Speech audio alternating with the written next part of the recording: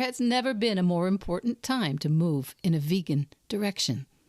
Whether you're ready to start, restart, or re-energize your vegan or plant-based practice, this podcast is for you. I'm Michelle Olander, life coach, vegan, ADHD matriarch, travel lover, and smoothie loather. And I know that it's the details that get in the way of your vegan journey. But I like to believe that the obstacle is always the way. So every week we meet here where I translate the tools of life coaching and Stoic philosophy. I bring you actionable tips, some laughs, interesting guests, and vegan ideas for everyone at any age.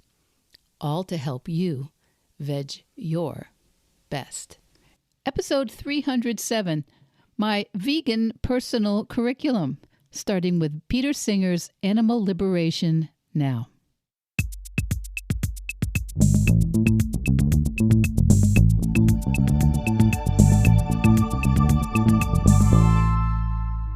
Hi kids. Hi kids, it's Michelle. Today's the first episode about my summer personal curriculum project and the books that I've been studying for it. And I introduced the books that I think I'm planning to build this curriculum around last week. So I'm not going to go on and on about that. But I did want to talk a little bit about a personal curriculum. And before we crack open any books, I wanted to talk about why I built this curriculum the way I did, and why the very first book on the list is Peter Singer's Animal Liberation Now. But some of you, like me, may be new to the idea of a personal curriculum. It's new to me too. I tried to figure out when I had first heard of it, but honestly, I'm not sure. But when I did, I know I loved the idea because, you know, I am, like many of you, what they call a lifelong learner. And I'm someone who loved and watched all the great works, videos, and classes I could get my hands on back when they were still even on DVDs. And now it's super easy.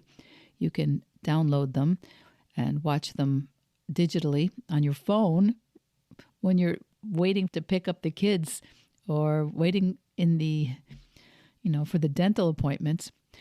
But a personal curriculum is pretty much what it sounds like. It's just a deliberately sequenced course of learning or reading or experimentation that you build for yourself around a topic that you personally yourself actually care about, instead of, picking up whatever book the algorithm hands you next, or whatever's trending on your social media feed this week, or whatever's traditional even in the way that things get taught in universities. And for sure, personal curricula are having a moment right now. Part of it I see as a backlash to how fragmented our information diet has become. I think many of us are tired of learning about complicated topics or being exposed to them in 15-second TikTok clips with no through line.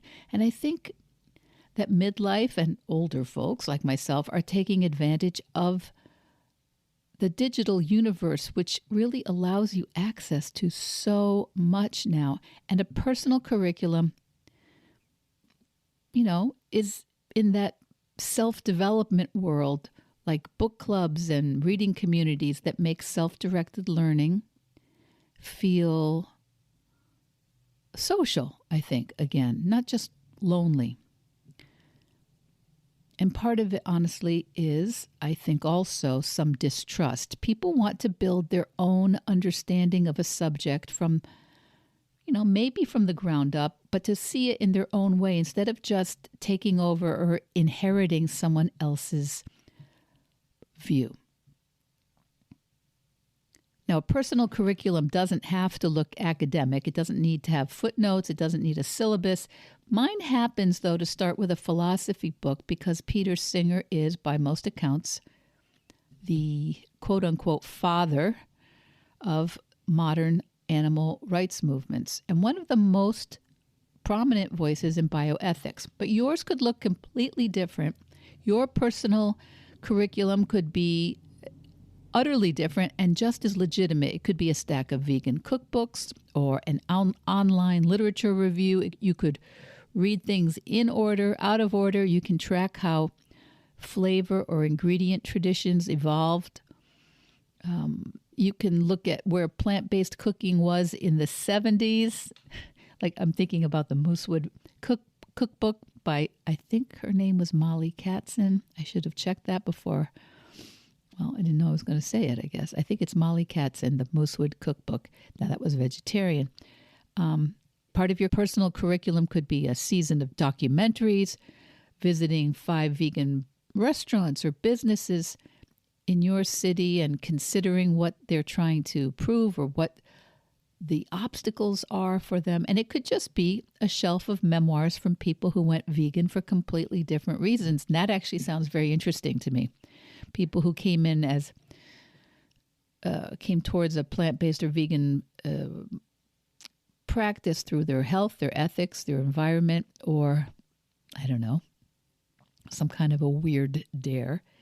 So anyway, my summer curriculum started with philosophy and ideas, and yours might start in a kitchen or in business or entrepreneurship or even modern languages. So the first book on my list was Animal Liberation by Peter Singer. Animal Liberation, that title, was originally published in 1975. And I would say, if I'm doing my book report about it, the book concentrates on the idea that when we decide how to treat a being, what matters is whether that being can suffer, not what species box that being happens to fall into. And Peter Singer argues the line we draw between human and animal is very arbitrary, though we have gotten used to knowing exactly what that means. He pushes back on that idea and says, for sure, a primate, a great ape, has much more in common with a human being than it does with an oyster. And yet, the way we teach kids, I know my grandkids, they know what animals are as opposed to humans, right? And they lump apes and oysters all together as animals.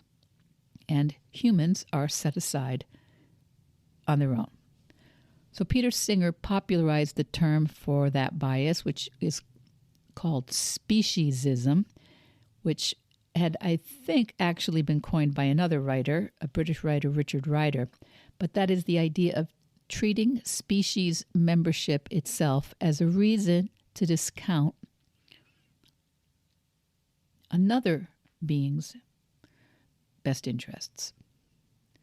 So Singer concludes that sentient beings deserve equal consideration of their interests regardless of species. Now, that's the simplified Cliff Notes version that you're going to get from me today. But I'd like to say that it's hard to overstate how different I guess you'd call it the intellectual landscape was in 1975. At that time, there were no established animal rights movements that we'd recognize as normal today. There were, of course, anti-cruelty organizations, but they were almost entirely aimed at companion animals, dogs, cats, not the animals in our food system. The word vegan was practically unknown at that time, though the Vegan Society had existed since the 1940s, but that word really had not entered the mainstream vocabulary at all. Singer was writing a very new set of ideas. Now, full disclosure, I didn't read the 1975 original. What I chose to read was the 2023 updated edition called Animal Liberation Now, the definitive classic renewed. That's the full title. Animal Liberation Now, the definitive classic renewed, which includes a foreword by Yuval Noah Harari, who was famous for many books, but especially, I would say, the author of Sapiens. And there is, maybe 2/3 of that book is new material. And so that might seem like, oh, you're not really reading the foundational book, but I I thought that since the book came out in 1975 and there was an updated version which places a lot of Singer's work in the context of time and what's changed over that it was actually preferable for me to really understand, what's different, what the concerns were then, what Peter Singer thinks of as being a success and a failure, and his own reflection on what worked and what didn't. So that felt more to me like a useful starting point for where we are now. But before we go any further, is this too dry? This is an experiment to do this series, and I do encourage you to reach out to me if it's just too painful, or if it's kind of intriguing, or what I hope most, if it's encouraging you to think about your own personal curriculum this summer or this year or going forward. But there is a philosophy, a term in Singer's argument called utilitarianism. And it's some people will mention that Singer is a preferential utilitarian, which I don't know about you, but that was absolute Greek to me. It meant nothing to me. And I went to graduate school and studied postmodern methodologies, but I did not understand what utilitarianism is or why anyone would call themselves that until I sat with this book a bit. So if that's new to you, you're in very good company with me. At least, at least we can console each other that we're ignorant about it. But I'll do my best to explain. Peter Singer discusses the framework in the very first chapter if you'd like to read it for yourself. But picture every choice you can make as something that gets weighed on a scale. On one side of the scale is the amount of suffering that choice causes, and on the other side, the well-being that it creates. And the idea in utilitarianism is that the right choice is the choice that produces the best overall balance, the most well-being, the least suffering for everyone affected by it, not just you that has made the choice, and not just for the people you care about, everyone with a stake in, and everyone affected by that outcome. So it's not about following a fixed rule, moral rule like never lie or always keep your promises. It's about looking at the consequences of an action and asking, who gets hurt by this? Who benefits? And how much? Now, one of the distinctions in utilitarianism is between animal welfare and animal rights. Animal welfare says human beings can still use animals for food, research, entertainment, but we have a moral duty to treat them humanely and minimize suffering along the way. Things like bigger cages, less pain in their slaughtering, better lab conditions. And so the idea on the utilitarian scale I just described is balancing pain and well-being, animal welfare. But animal rights, it goes further. It says animals hold inherent moral rights and simply aren't resources to be used by humans, whether they're humane or not. So the goal would be then not just better conditions, it would be ending exploitation entirely. No factory farms, no animal testing, no circuses or zoos. And those are the two distinctions, animal welfare versus animal rights. Welfare wants a nicer, safer cage. Animal rights argues for no cage at all. So where does Peter Singer come out on this? Singer's version asks a slightly different question, not just whose life, but whose preferences, whose desires and goals and interests are satisfied. And every conscious being's preferences count equally, in Singer's argument, regardless of species. So picture an actual pig. A pig has, I think most of us would agree, strong, inherent, real preferences to root around in dirt, to socialize, to avoid pain, to be fed. And when we raise that pig in a cramped factory farm because a human prefers a certain taste, or a certain price point for that taste. Singer's argument is that the human's taste preference is completely dwarfed by the pig's intense, lifelong preference to not suffer. So if you weigh those two preferences against each other, the factory farm model, well, it doesn't work. The same equal consideration principles, what's behind speciesism, that term we used earlier that Singer popularized, it's the same logical shape in this argument as potentially racism could be argued, or sexism, favoring your own group's interests for no better reason than that's your group membership. So anyway, the single reframing is why Singer's book mattered so much. It didn't just ask people to feel bad about animal cruelty. It gave the movement a philosophical argument, not just emotional appeal.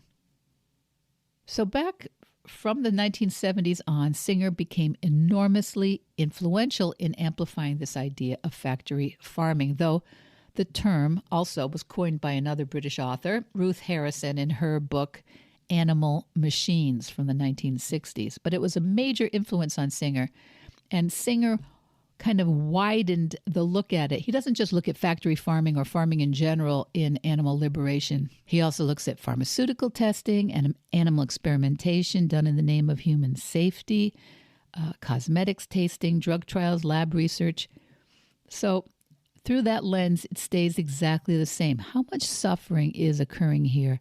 And what is this being's actual capacity to suffer? That's the line of thought holding animal liberation together, whether he's talking about the factory farm or the lab. And through that same utilitarian lens, there's an interesting factor. The sheer number of sentient beings suffering in factory farms vastly outweighs the number affected by laboratories. But the sustained public and scientific pressure Singer's work helped to generate around testing and experimentation led to far fewer animals being subjected to it over time. Animal liberation didn't just make an emotional case. It really changed policy conversations, and it built an intellectual movement, and it gave a lot of people, including people like you and myself, actual vocabulary and logic to use when evaluating the choices humans make around animals. The late, great Jane Goodall, who was a primatologist, one of the most recognized conservationists, she said that reading the original 1975 edition of Animal Liberation is what made her go vegetarian. And in her endorsement of the 2023 edition that I read, she said something that I think is worth sharing. If she had read Animal Liberation now, back then, with everything we know now, she believes she would have gone all the way to vegan and much, much sooner. Even though Singer himself is honest, factory farming has gotten much, much worse since 1975, not better at all, especially in the United States. And his original call for a meat boycott, he admits, was, quote, a dismal failure. Now, I'm not going to mention Peter Singer to all of you without saying that parts of his work have been exceptionally controversial. Because if you go looking online, if you read anything else, you're going to find them fast for yourself. Singer weighs moral worth by the capacity to have interests and to suffer, not by species, and not simply by being biologically human. So that framework is what gives the species argument its weight. It's also what leads him to some of his most controversial positions, and the big one is has been that Singer has argued that in cases of severe cognitive disability, that euthanasia could be ethically permissible for infants with profound life-limiting disabilities and in consultation with parents and physicians. And that's not a minor footnote. I'm not trying to sidestep that, because I think disability rights advocates and groups like Not Dead Yet have protested his lectures for decades, and that criticism is not fringe or weird. It's a serious, ongoing objection from people who also want to make an argument about how our society values life. So I bring this up not to cancel the book before you've read it. I'm bringing it up because this is the whole point of me doing this personal curriculum, is to look at the arguments, to kind of take them under consideration, to see how are people defining different ideas, how are people weighing moral arguments, how are people weighing what's useful and what's not useful. So I think you can find Singer's argument for animal moral consideration genuinely persuasive and positive, and also potentially hold real reservations about how that logic is applied in other aspects. So not necessarily contradictory, but that makes for good critical reading. All right, am I losing you? Is this getting too heavy? I'm learning by doing this. So I'm hopefully going to figure out how to make these episodes useful. They won't be every single week. Don't worry. We're going to intersperse them because I can't read each of these books thoughtfully in a week. But anyway, I wanted to make sure that we talk a little bit about something that in the updated version, Peter Singer talks about plant sentience. This comes up all the time nowadays if you're vegan or plant-based.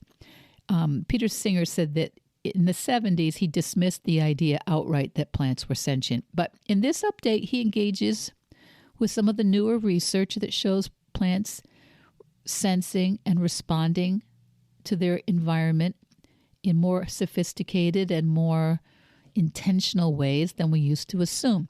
And his conclusion is still that this doesn't rise to suffering the way it does for animals with nervous systems. But I appreciated that he doesn't just wave the question away or pretend it isn't real. He takes it seriously. You can read how he engages with the evidence and lays out his reasoning. And he says that if you do accept that plants suffer, animal agriculture becomes the greater moral problem, not the lesser one, because it takes far more plants to grow the feed for the animals that we eat than it would to just eat the plants themselves. So even the argument meant to complicate the vegan case ends up circling back to support it in Singer's book. So obviously this book is much more detailed and much more layered and nuanced than I can cover in an episode without driving you all crazy. We're barely scratching the surface today and there are no footnotes that I'm going to offer here. This is still, though, Animal Liberation, one of the founding texts of the vegan and plant-based and vegetarian movements, full stop. And one last thing brings up an idea that I think is worth knowing. The final chapter of Animal Liberation Now is a very short section of plant-based recipes, and a couple of them connect directly to Singer's own family history. Peter Singer's parents were Viennese Jews who fled Austria after the Anschluss, after Nazi Germany's annexation of Austria in March of 1938. And the Singer family emigrated to Melbourne, Australia. So when the book closes with recipes tied to that Viennese heritage, I don't think it's just a random ending. It's a reminder that this is still personal, and it acknowledges that food and memory and displacement are belonging in any philosophical argument about suffering. I thought that was actually quite beautiful. But anyway, at the risk of having gone more than a little wordy with you, my veg your besties, I'm a little too academic maybe, and honestly, it's maybe it was a little bit of a downer today.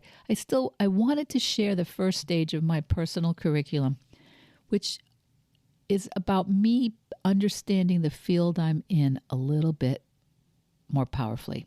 And even if you never pick up Peter Singer's Animal Liberation yourself, or if you find it all very repellent, I think it's still worth knowing that it exists, that it's considered foundational, and maybe that gets you thinking about what the foundational text or ideas would be for a personal curriculum that you're kicking around. Maybe it's not a philosophy book. Maybe it's music. Maybe it's cooking. Maybe it's a documentary list or a stack of memoirs. Whatever gets you actually building your understanding instead of just scrolling through it or past it. So that's the book. That's part one of my personal curriculum. That's why it's first. And my next book share will be in a couple of weeks. It's not next week.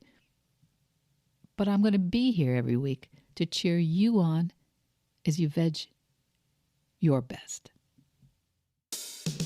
Veg Your Best podcast production, music, and editing by Charlie Weinshank. Thanks, Charlie. Before you go, it would mean so much to me and the Veg Your Best team if you would hit subscribe, leave us a 5-star review, or share with someone you think might be interested. Something about algorithms, it helps bump us up a little in the rankings, and that's the best way to help others find the podcast and for us to find our audience. So, until next week, make it easy and veg your best.